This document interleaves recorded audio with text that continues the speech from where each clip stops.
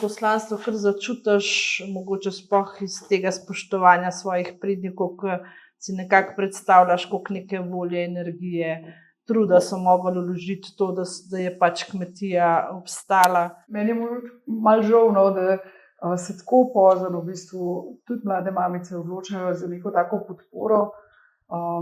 Ravno zaradi tega, ker tako velja, da kmetje zmorejo vse, ogromno so trpežni, trdoživi, treba je stisniti. In je ta delo tako močna vrednota, da to žene, to kolesje res velika do nekih izgorelosti. Največ težav oziroma izzivov vidijo jih pred tem razporeditev dela, kdo bo namesto njih naredil delo. Še posebej v prvih mesecih, ko otrok res potrebuje 24 ur na dan svojo mamo. Če živi pod streho več generacij, se to delo mogoče lahko razporedi, včasih ne. Velikokrat se pogovarjamo, da je še vedno težava ta medgeneracijsko sodelovanje, sožitje več generacij pod isto streho. Še posebej, ker naši starši vedno gledajo, če smo mi zmogli, boste tudi vi zmogli. Meni je bilo pomemben zame, da sem bila jaz v redu, da imam porihtano gospodinjstvo. In seveda, lahko sem imela prevelike zahteve od sebe, oziroma da sem preveč pričakovala, kaj bom, pa kaj ne bom, ampak en določen čas je bil vsem tam moj gospodinjstvo, da pač mora biti porihtan.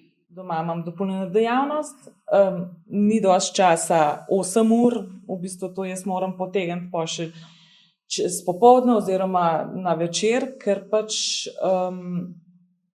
to je delo na kmetiji, oziroma dopolnilna dejavnost.